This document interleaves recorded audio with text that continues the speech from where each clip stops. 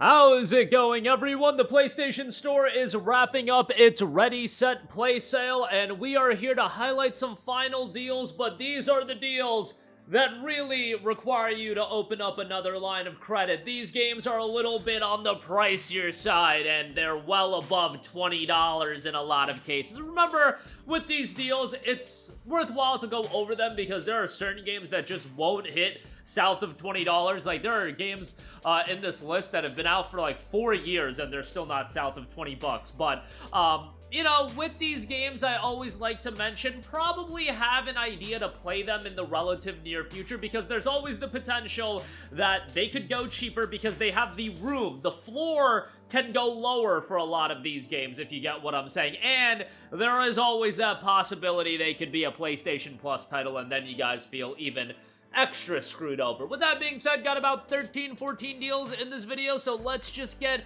right into it, and let's kick things off with a phenomenal deal. Alan Wake 2, the Deluxe Edition, 70% off for $24. Actually, I've seen several people in the comment section point out this deal as one of the best deals across this entire sale, and I would agree, even though I personally was not crazy about Alan Wake 2. I didn't love the game like a lot of other people did. A lot of people thought it was the second best game of 2023 behind Baldur's Gate 3. You know, Baldur's Gate 3 and Alan Wake 2 are games that I just didn't vibe with as much as a lot of other people, but I still really appreciated the game. The visuals were excellent. The ambiance, the soundtrack to this game was awesome. Like, I remember getting to the end of Chapter 1 of Alan Wake 2, and then that song just drops, and I'm like, oh my god, this game's about to be a banger. And then, you know, it didn't end up being a banger for me, but, like, a lot of people did really like it, so I gotta go back and play it again. It's PlayStation 5 Pro in hand, so, you know, if you have a PS5 Pro, it'll be even better on there, but $24 for Alan Wake 2. Next up, we have No Man's Sky, also at $23.99. This is 60% off. Obviously, a game with a very storied history. At this point, came out 9 years ago, so this is one of those older games. However, the fact is, Hello Games has done an incredible job of continually updating this game, so even though it's at a more premium price point, given that it's 9 years old, given how much it's been updated with free content updates, I would say that No Man's Sky is an incredible value offering at this price point. Now, it's not a game that the style of game that it is completely up my alley. I'm not big on the survival crafting games and so on and so forth, but anybody with a functioning brain cell can appreciate what Hello Games has done with No Man's Sky in terms of where it was at in August of 2016, and your boy spent $60 on that game back then, and it was a pile of trash, and what it is now, it's so much better. Is it gonna be for everyone? Probably not, but to me, what I like about No Man's Sky isn't the depth and the nuance of the gameplay. For my taste in gaming, what I like about No Man's Sky is it's a super relaxing game and just a chill game to go through, but I know a lot of people are looking for the depth and that gameplay content that's available in No Man's Sky. It's just from what I appreciate about the game is more so how serene of an experience it is, and I'm always into games like that, but also I can appreciate what Hello Games has done in terms of content output for this game and continually dropping free content updates. And that's the thing about this game, you spend $24, but it's a game that's going to end up paying dividends in the sense that you're going to get free content update after free content update, and next year is the 10th anniversary, and you'd have to think they're cooking up something special for that, but $23.99 for that. Next up, we got Resident Evil 4, the Gold Edition, 40% off for $29.99. This gets you the Resident Evil 4 remake as well as the Separate Ways DLC. It's an amazing remake. Separate Ways is a good piece of DLC content as well, like 3 to 4 hours long, but a worthwhile game, and RE4 is one of my favorite games of all time, really in the pantheon of the greatest video games of all time. So the Gold Edition, get the DLC. There's some other bonuses there, nothing too crazy, but 30 bucks for that, I would say, is a pretty good deal. You know, $30 for any game that's 2.5 years old is going to be a little bit of a hard sell, but given how good this game is, I would still say it's worthwhile. Next up, we got my game of the year of 2024, Metaphor ReFantazio, $38.49 on this, 45% off. Man, I loved Final Fantasy VII Rebirth. I loved Like a Dragon Infinite Wealth. Astrobot was great, but Metaphor to me was the game of the year last year. It was an incredible game, and some of you guys might know I like the Persona games. I'm not as crazy about the Persona games as a lot of other people. Metaphor, on the other hand, was totally up my alley. I love the setting to it. I love the story. You had an awesome main villain. You have a phenomenal soundtrack, a great cast of characters, so much depth to the turn-based gameplay as well, and for this price point at $38.49, yes, it's a hefty price point, but man, Metaphor is just so good that it's easily worth this price point and then some. And again, it's like a 70-hour experience, and there's a lot of optional content and things of that nature. Just a fantastic, fantastic game. Cannot sing its praises enough. And for $38.49, a great pickup there. Next up, we got Skyrim Anniversary Edition and Fallout 4, the Game of the Year Edition bundle. It's Skyrim and Fallout 4. Like, these are pretty self-explanatory. Skyrim is one of my favorite games of all time. I feel like that's one of those games that has, you know, it's 15 years old, or almost 15 years old at this point, 14 years old. But it still holds up pretty damn well, and it's still a great open-world action RPG. And Fallout 4, even though I think a lot of people found the game to be relatively disappointing, I still think it's a good game to go through, and it's an enjoyable game, all things considered. And for $26.39 to get both of them, I think that's a pretty good deal. Next up, Like a Dragon Infinite Wealth, 60% off for $27.99. You know, for a while, I had Like a Dragon Infinite Wealth as my game of the year for 2024, and then, you know, playing Metaphor and FF7 Rebirth, you know, I still really like a Dragon Infinite Wealth, but also, narratively, it's definitely not as strong as Yakuza Like a Dragon. This is the second game in Ichiban's story, so certainly you want to play Yakuza Like a Dragon, and the thing about this, given that Kiryu comes back as a main character, it would be very beneficial for you to play some of the Kiryu games as well, so you have some sort of affinity and attachment to him as a character, because a lot of this game is paying off the Kiryu storyline, and they do a great job in that, and I think if you play the other Yakuza games, you'll get a lot more out of it. Still really enjoyed the game. Great cast of characters. Interested to see where they take Ichiban's story in the next game. But yeah, a lot of content, a lot of depth to the content as well, like a ridiculous amount of depth, given that there's a whole Animal Crossing style section in this game that you can spend so many hours on that I didn't even really bother with, but a lot of other people got super into it. $27.99 on that. Assassin's Creed Mirage and the Assassin's Creed Valhalla bundle, 75% off for $24.99. I'll try not to go on an unhinged rant about how much I hate Valhalla and how much I hate Ivor as a character. Look, I don't actually hate Valhalla. I think it's a totally serviceable game if you're into the Ubisoft do a bunch of things in an open world style of game design.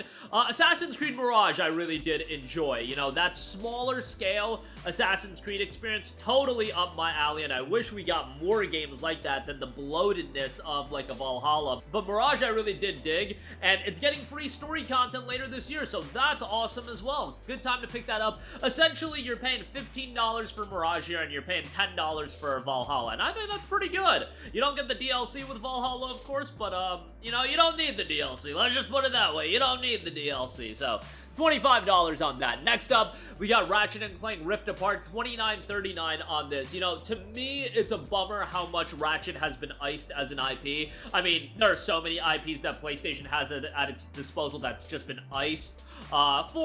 You know, I get it from an Insomniac standpoint. What's going to make more money? Ratchet and Clank or Marvel's Wolverine and Spider-Man? Probably the latter. So I get it, but it's still a bummer to me, and I loved Ratchet Rift Apart. I thought it was a great game, a phenomenal showcase of the PlayStation 5's power, and it had great gameplay. I love the addition of Rivet. I thought she added another layer to the story, and just had a great time with it. $29.39 is a fairly good pickup. You know, the issue with this was it was a $70 game, and you could literally get the Platinum Trophy in like 14 hours, but I still had a great time with Ratchet Rift Apart, and I would certainly recommend it, especially at this price point. Next up, we got Sonic Frontiers, the Digital Deluxe Edition, $21 on this. Now, the Digital Deluxe Edition of Sonic Frontiers isn't anything to really write home about. You get the Explorer's Treasure Box and the mini digital soundtrack and art book.